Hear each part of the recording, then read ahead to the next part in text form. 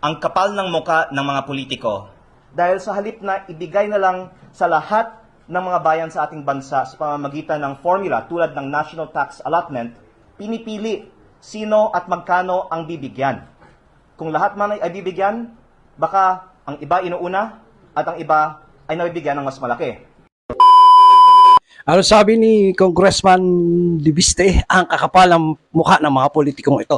Kahapon may mga post no at video no at may kumalat nga hong video rin balita na etong si Vilma Santos si Star for All Season ay may tampo. Actually, nung isang araw pa pala itong mga kababayan itong sinasabi nila may tampo si Star for All Season. Anong dahilan? Bakit? Kasi sabi nila, kaya doon may tampo yung sa 80 barangay dahil sa pagkatalo ng kanyang anak na si Lucky Manzano. Mga kababayan, ang tagal na, ilang panahon nakalipas, di ba, 2025. Mag-isang taon na actually, nakamove on na yung mga natalo. Yung mga nanalo naman ay talaga ngayon naglilingkod na sa kanilang mga bayan, barangay, kung ano man. No? Ito si Ate V pala hanggang ngayon hindi pa nakaka-move on mga kababayan sa pagkatalo ng kanyang anak na si Lucky Manzano. Dahil ayun nga yung pamimigay ng ayuda ayon nga kay Congressman Diviste ay hindi sinama yung 80 barangay at ang balita ko nga dito rin daw sa amin sa Nasugbu. Meron daw mga barangay dito na hindi na bigyan ng 200,000 na kung tutusin para sa lahat yun mga kababayan. Hindi naman nila pera yan Yan na nga ang sinasabi ni Congressman Diviste na ang kakapal ng mukha kasi ginagamit nila ang ayuda sa kanilang pamumulitika. Kasi alam niyo naman, malapit na naman mag-eleksyon 2028, sinasabi mag-aano yung mga yan, mag-aano naman ang ayuda yung mga yan para magpakilala para sa 2028. Kung preparasyon mga kababayan sa 2028 election. Kaya maaga pa lang, ganyan ang ginagawa nila. Kaso mga kababayan, ang problema na may personal. Hindi to pa pwede sabihin na nagtatampo kasi mga kababayan, biruin mo, sa bawat isang barangay, kung ilang mga residente ang meron ang bawat isang barangay, no? Alam ko kasi yung 200,000 na ayuda na ipinamamahagi ng gobyerno ni Marcos ay siyempre sa bawat mga sa barangay, di ba? Kaso eto nga si Ate B ay may tampo daw. At eto nga si Congressman Leandro Divise ay hindi nagustuhan itong ginagawa nitong mga rekto na ito. Di ba, isang araw nga, nung nakaraan, actually, ay binakbakan nito si rekto dahil nga, itong si rekto, si Mr. Batman, ay tutol sa pansamantalang pagtanggal ng VAT sa sa produkto ng petrolyo at sa iba pang mga kagaya ng mga pagkain, no? Natanggalan muna ng VAT pansamantala dahil nga sa patuloy na pagtaas ng petrolyong ng gasolina, no? Pero bumaba na rin mga kababayan ito. Nung isang araw, bumaba yata ng konti lang naman. Hanggang ngayon mabigat pa rin naman sa bulsa. Kagaya ko bilang isang rider, talagang hirap pa rin talaga. No? Hindi naman tumaas ang sahod. Anyway mga kababayan, ito si Kong Lian ay talagang patuloy na bumabanat dito sa mga rekto, lalo-lalo dito kay Vilma Santos. Actually, may post siya 10 hours ago mga kababayan May tanong nga dito si Kong Lian. At ito pa pala, may siniwalat siya na meron daw binuong grupo itong mga tauhan ni Vilma Santos. And ko alam kung para saan yun. Basta siguro para lang pasikretos lang mamigay ng ng ayuda. Ganun ba 'yon? No? Binuo daw itong GC na ito, no? Sabi nga ni Kong Lian, pasikreto daw ito mga kababayan. At ito nga ang post ni Kong Lian na naman sa kanyang page, no. May tanong siya dito 10 hours ago pa ito nakapost Kailan ang statement ni Governor Vilma? Ano ba yung tanong ng kailan? Ang statement para saan? Tungkol ito doon sa pagtatampo pala. Baka sabihin nila pagtatampo. Tungkol sa pagtatampo ni Ate V. Kung alam nyo, itong mga artistang ito, hinangaan talaga ito nung araw. Kahit ako, humanga ako dito kay Ate V. Bata pa lang ako, napapanood ko na ito Lalo na yung kanyang, isa sa mga paborito ko, yung paghanap niyang Darna. Kasi tagapagligtas siya ng mga, mga naaapi, di ba? Naalala nyo yung, ding, ang bato, Darna, di ba? Kaso, parang yung ginagampanan ng papel ni Ate Bibi lang Darna, superhero, mukhang hindi siya superhero ngayon mga kababayan kasi marami ho ang nagagalit ngayon sa kanya. Marami ho ang nagagalit sa kanya dahil sa ginawa niya, dahil sa tampo niya sa 80 barangay. No? Hindi na siya hero ngayon. Kung noon sa pelikula ay hero siya bilang si Darna, ngayon hindi na ho. Marami umaga kay Ate V. No? Totoo talaga yung kasabihan, yung sinasabi nila na ang mga artista, sa harap lang ng camera yan mababait. Pero pagdating sa totoong buhay, mga ano yan, plastic kasi yan eh. Sabi nila, yung mga plastic daw yan. Hindi totoo yung ugali na yan. Pero talaga, si Ate V naman, sa pagkakaalam ko kasi mabait daw ito. Di umano. Kasi yung tiyahin ko nga, tagahangan ito si Ate V. At isa rin ho ako sa Humaka kasi marami ako mga pelikula niyang napanood. Pero ngayon, sa ginagampanan niyang papel bilang isang gobernador dito sa Batangas, mukhang doon. Marami ho talaga ang nadispaya sa kanya. No, marami ang tatampurin sa kanya ng mga Batanggenyo dahil ho sa ginawa niyang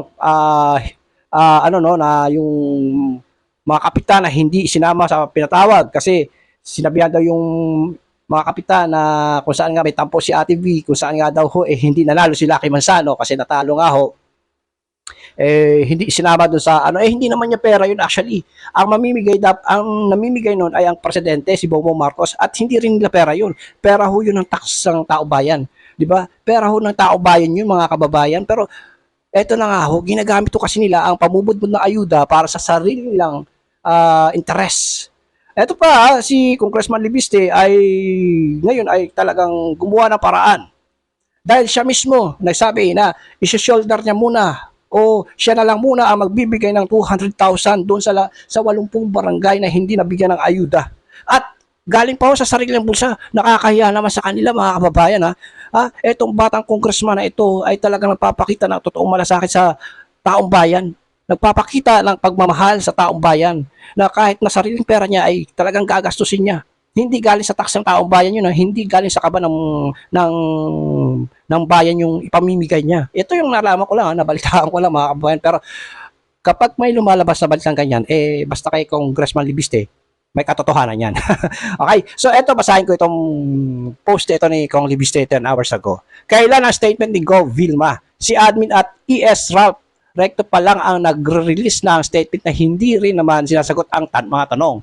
Noong eleksyon, hiningi ang suporta natin. Ngayon, iniiwasang sagutin ang pahayag ng mga kapitan ng 84 barangays. 84 pala mga kababayan, hindi lang pala 80. Ng 84 barangays na hindi binigyan ng tig 200,000 o 16.8 million na pinangako ni BBM noong April 24. Alright?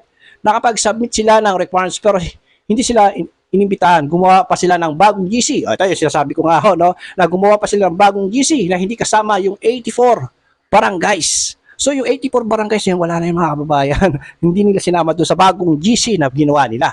Ayon dito kay Kong Lian. Hindi ito maiwasang sagutin. Ang aminin na lang ang pagkakamali. Tiyaking hindi na maulit ang pamumulitika sa pera ng bayan at linawin na wala nang kailangan sip-sip para makuha ng budget o para makakuha ng budget mula sa Kapitolyo. Yan.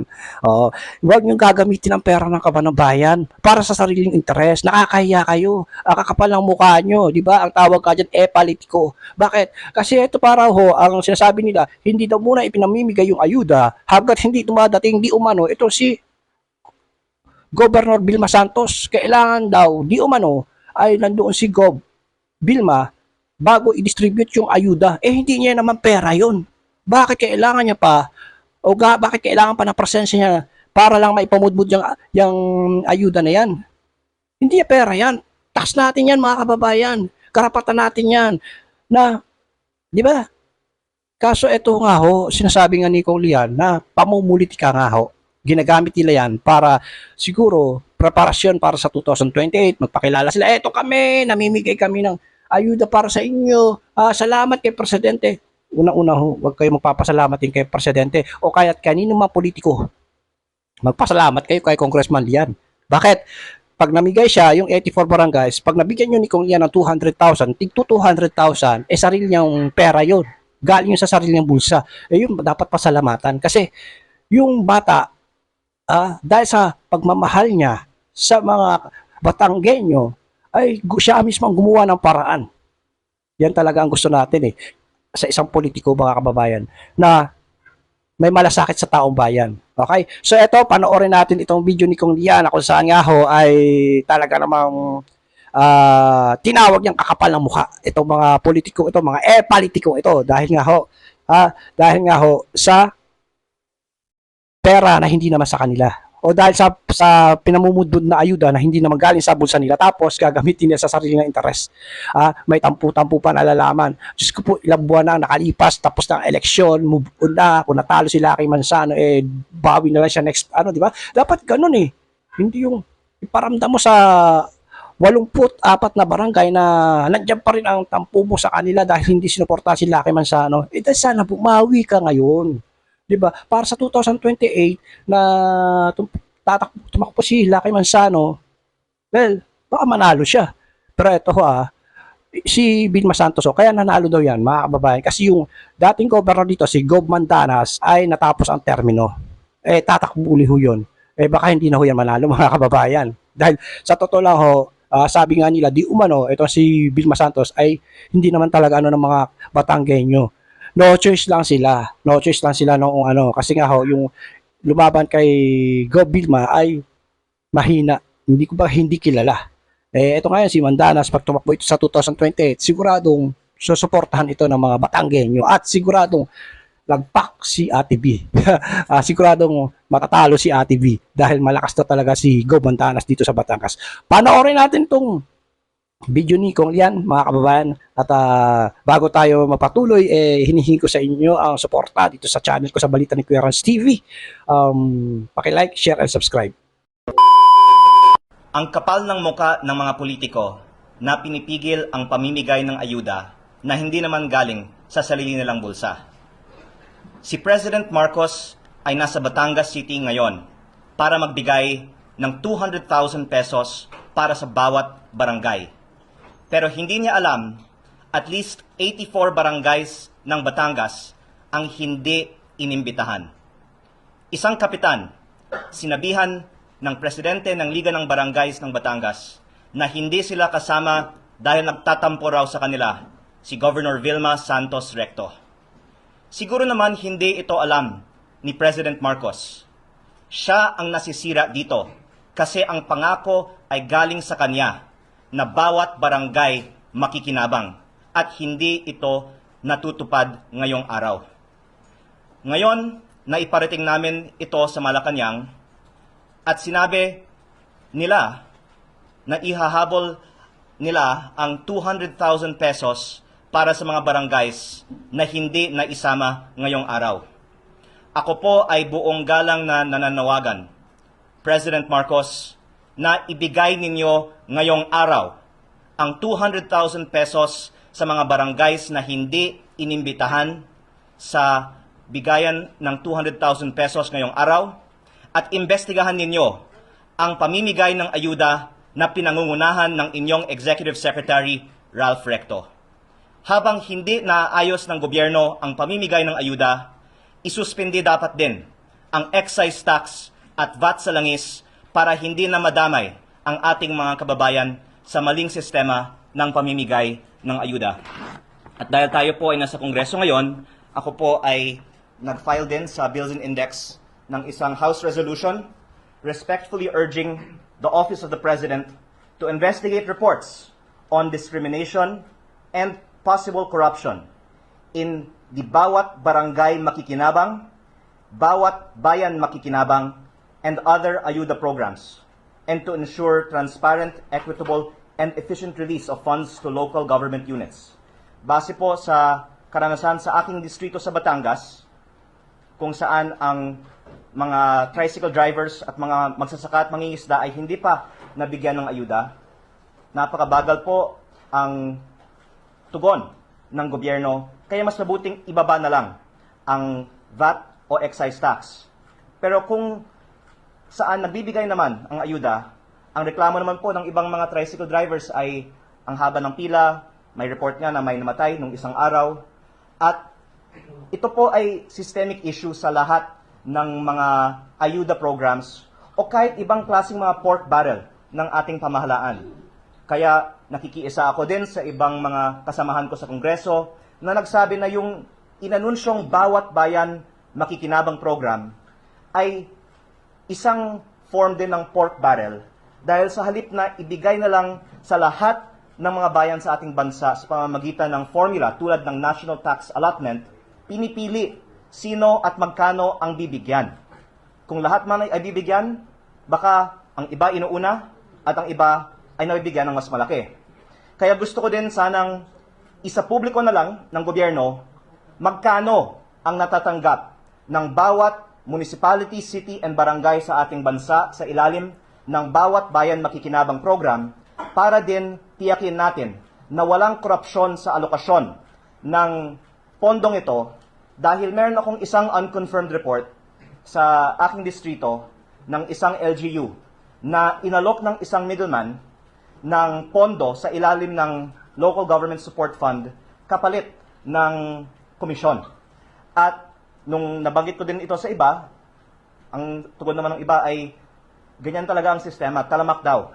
Ang bentahan ng pondo kapalit ng komisyon, hindi lang sa DPWH, pati sa bagong pork barrel, sa Bawat Bayan Makikinabang. Hindi man pa napatunayan na may korupsyon, ang aking panawagan ay isa publiko.